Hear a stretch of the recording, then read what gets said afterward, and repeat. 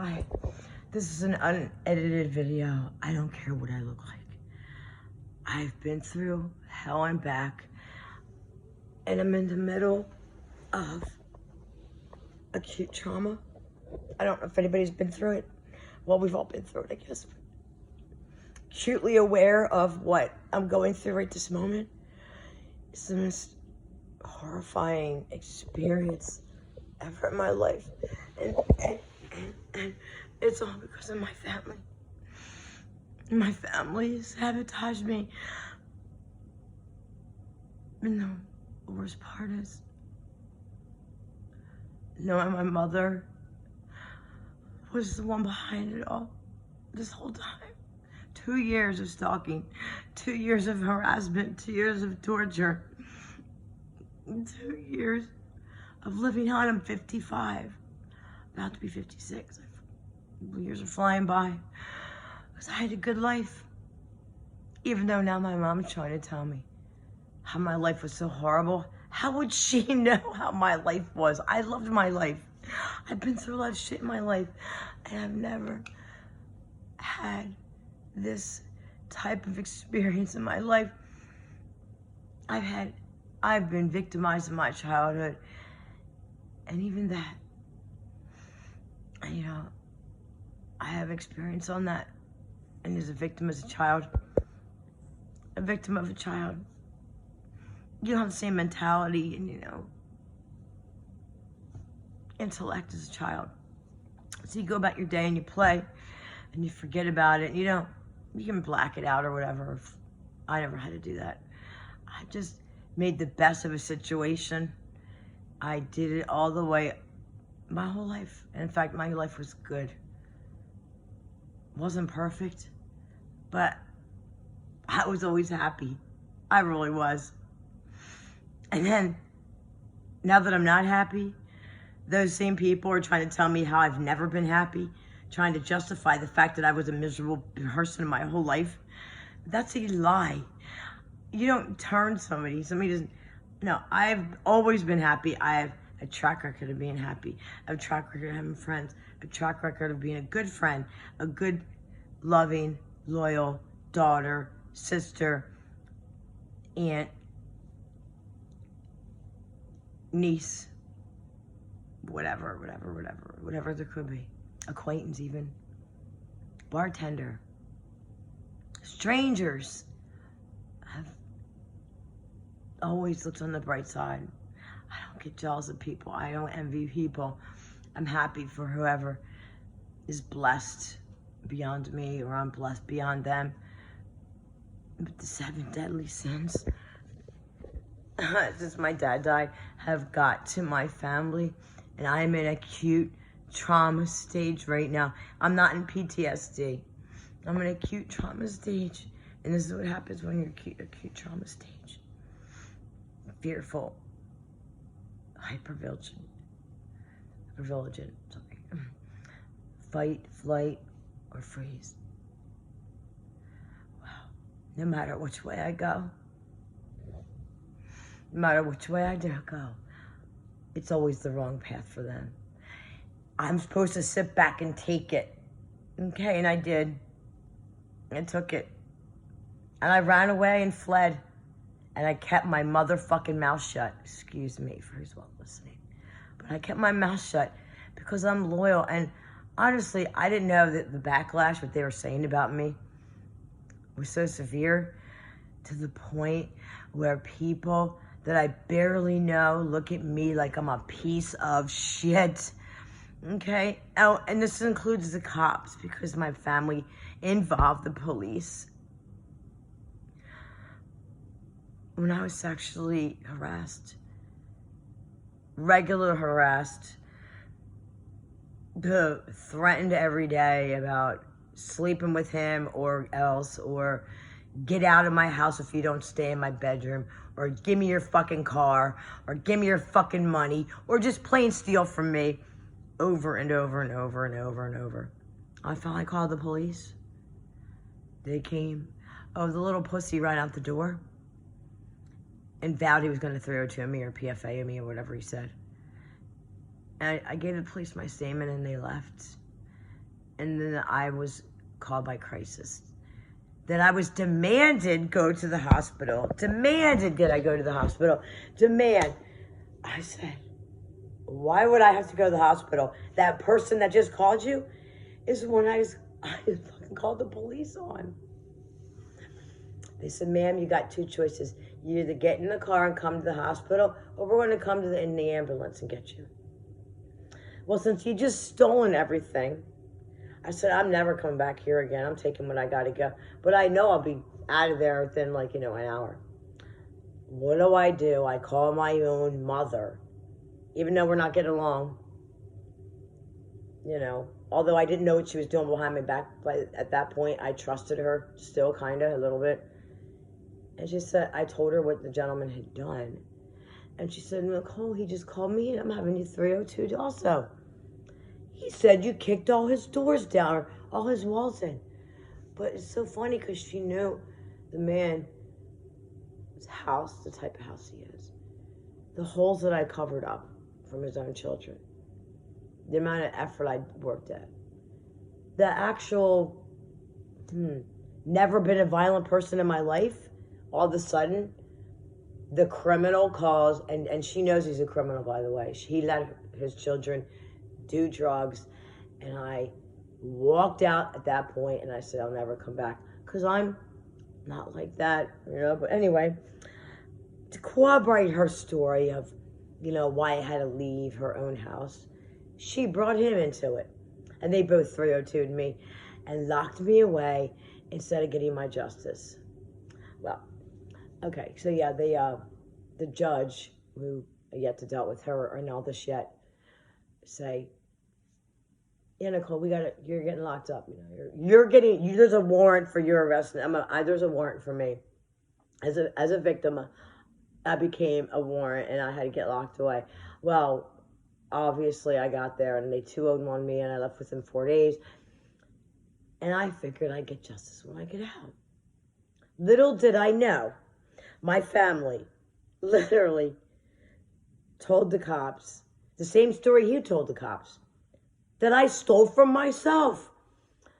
Never mentioned the sexual harassment part of it.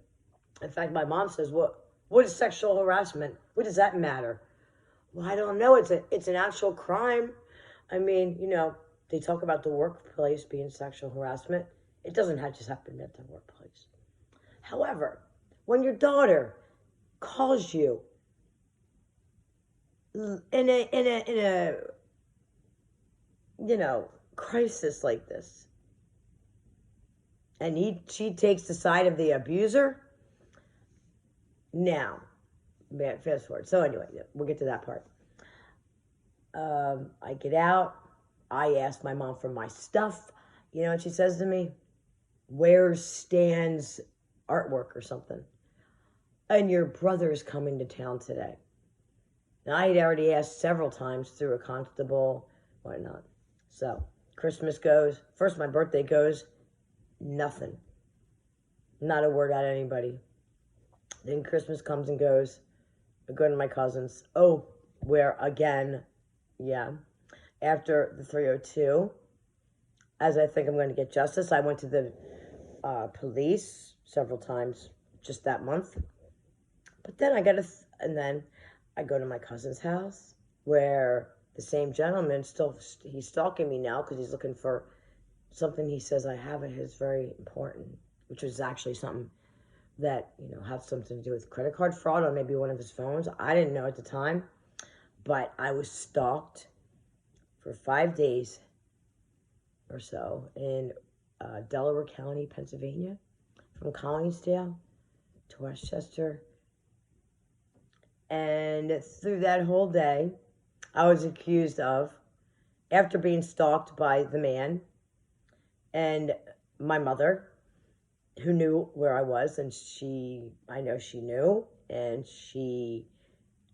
I called her for help while I was in Delaware County too, after the 302.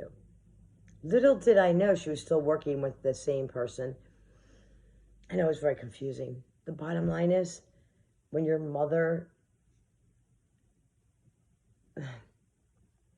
stands by the abuser,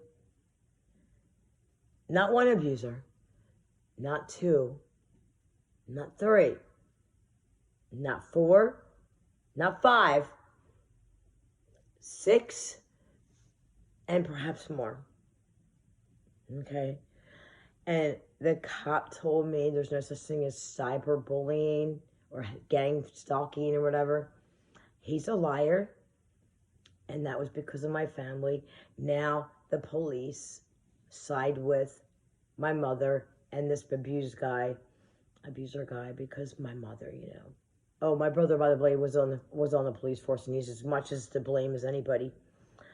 But I have actively at least so many people against me. My mother has turned my entire family against me. And if they only knew, maybe they'll watch this video someday. I doubt it, and they'll probably say, I'm lying. Okay. Well, I left here because my nephew and I had a talk, not a yell. I want you to never yell at my nephew after the last time, because the last time what happened was my mom and me, her idea to talk. But by the end of it, the two of them had ganged up on me, which is always going to be the case, because whenever I want to help, whenever they ask me to help, if it doesn't go their way, they'll turn it around on me, the one that they asked for help. And then all of a sudden it's two ganging up on me. It's absolutely unacceptable. So I keep my mouth shut. I lose my cousins. My mom says I stole the money from my cousin. She actually had the guy stalking me through Ridley Park.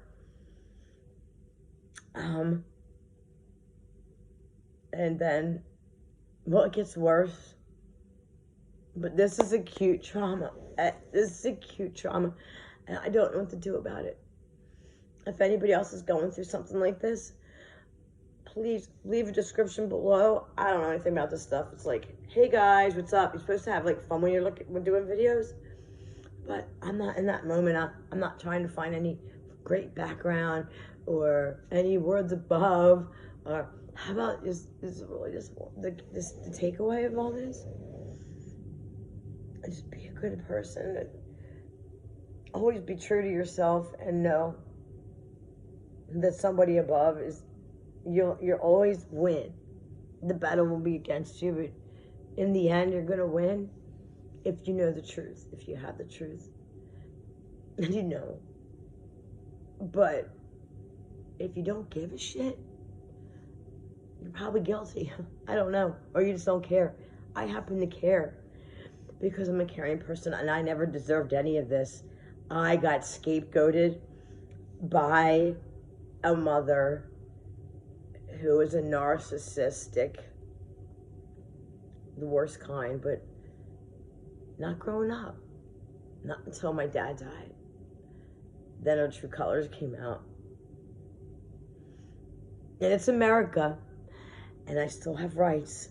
And she has thrown a PFA on me, that's a lie. She's had a 302, that's a lie. Now a fake eviction, tell me I was I abused an elderly person.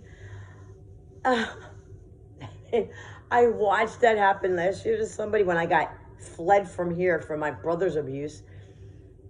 And I couldn't tell you. It was a very disturbing experience just watching that. And I got my tires slashed on that. Thanks, Charlotte. You know who you are, too. Yeah, another abuser. It just keeps on abusing. And I'm in a lot of pain, suffering. And I just wanted somebody who didn't know, because all my phones have been hacked. I can't get on Facebook, and not that I want to anyway. I posted one posting on there, and now my brother is mad at me because, well, let me see why. Because I told the truth? Oh, because I told the truth. Because I mentioned that he said after my dad died, he was next man up. Next man to run away, you mean? And my other brother beat me up, and then, get this, turns it all around, makes himself look like the winner, when all he had to do was say I'm sorry. It gave me the $200 that he owed me, even though I was laid up for over 3 months. And we'll get to that next video. But I just wanted everybody to know how much pain I'm in, if you can tell. This is the new Nicole. And I don't like her very much. Thanks for listening.